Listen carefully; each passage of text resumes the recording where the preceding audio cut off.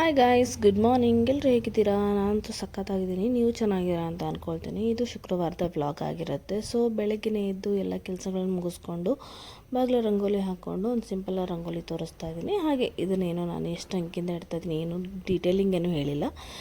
ಅದನ್ನು ಮಾಡೋಣ, ಇನ್ಮೇಲೆ ಸ್ಟಾರ್ಟ್ ಮಾಡೋಣ ಅಂದ್ಕೊಂಡಿದ್ದೀನಿ. ಬಿಕಾಸ್ ಇಷ್ಟು ದಿನ ಬರೀ ಪೇಷಂಟಾಗಿದ್ವಿ ಮನೇಲಿ ಎಲ್ಲರೂ. ಹಾಗಾಗಿ ವ್ಲಾಗ್ ಮಾಡೋಣ ಅಂತಂದರೆ ಆ ಎನರ್ಜಿನೇ ಇರಲಿಲ್ಲ. ಸೊ ಇನ್ಮೇಲೇನಾದರೂ ನೀಟಾಗಿ ವ್ಲಾಗಲ್ಲಿ ಸ್ಟಾರ್ಟ್ ಮಾಡೋಣ ಆ್ಯಂಡ್ ನಿಮಗೆ ಒಳ್ಳೊಳ್ಳೆ ರೆಸಿಪಿಗಳನ್ನ ತೋರಿಸೋಣ ಅಂತ ಅಂದ್ಬಿಟ್ಟು ಡಿಸೈಡ್ ಮಾಡಿಕೊಂಡು ಸೊ ಇವತ್ತಿನ ಸ್ಟಾರ್ಟ್ ಮಾಡಿದ್ದೀನಿ ಗೈಸ್. ಓಕೆ, ನೆಕ್ಸ್ಟು ನಾನು ಮನೆಯವರಿಗೆಲ್ಲ ಟೀ ಮಾಡಿಕೊಟ್ಟು ಹಾಗೆ ಟಿಫನ್ನು ಮಾಡಿಕೊಟ್ಟು ಉಪ್ಪಿಟ್ಟು ಮಾಡಿದ್ದೆ. ಸೊ ತಿಂದ್ಕೊಂಡು ಎಲ್ಲರೂ ರೆಡಿಯಾಗಿಬಿಟ್ಟು ಕೆಲ್ಸಕ್ಕೆ ಹೋಗೋರು. ಹಾಗೆ ನಿಮಗೂ ಒಂದು ರೆಸಿಪಿ ತೋರಿಸ್ಬೇಕಲ್ವ, ಹಾಗಾಗಿ ನೈಟೇ ಕಾಬೂಲ್ ಕಡಲೆದು ಮಸಾಲ ಮಾಡೋಣ ಅಂತ ಅಂದ್ಬಿಟ್ಟು ನೆನೆ ಇಕ್ಕಿದ್ದೆ. ಸೊ ಅದೇ ರೆಸಿಪಿ ತೋರಿಸೋಣ ಅಂತ ಇದ್ದೀನಿ ಇವತ್ತು. ಹಾಗೆ ನನ್ನ ಚಾನಲ್ನ ಯಾರಾದರೂ ಹೊಸಬ್ರು ನೋಡ್ತಾ ಇದ್ದರೆ ಪ್ಲೀಸ್ ಲೈಕ್ ಮಾಡಿ, ಶೇರ್ ಮಾಡಿ, ಕಮೆಂಟ್ ಮಾಡಿ. ಹಾಗೆ ಯಾರಿಗೆಲ್ಲ ನಿಮ್ಮ ಫ್ಯಾಮಿಲಿ ಫ್ರೆಂಡ್ಸ್ಗೆಲ್ಲ ಶೇರ್ ಮಾಡಿ ಆ್ಯಂಡ್ ನನ್ನ ಚಾನಲ್ಗೆ ಸಬ್ಸ್ಕ್ರೈಬ್ ಮಾಡೋಕ್ಕೆ ಅಂತ ಹೇಳಿ ಆ್ಯಂಡ್ ನನ್ನ ಚಾನಲ್ಗೆ ಸಪೋರ್ಟ್ ಮಾಡಿ ಅಂತ ಹೇಳ್ತೀನಿ. ಸೊ ಬನ್ನಿ, ಹೇಗೆ ಮಾಡ್ತೀನಿ ಅದನ್ನು ತೋರಿಸ್ತೀನಿ. ಆಮೇಲೆ ಮತ್ತೆ ನನ್ನ ವ್ಲಾಗ್ನ ಕಂಟಿನ್ಯೂ ಮಾಡ್ತೀನಿ. So keep watching my channel.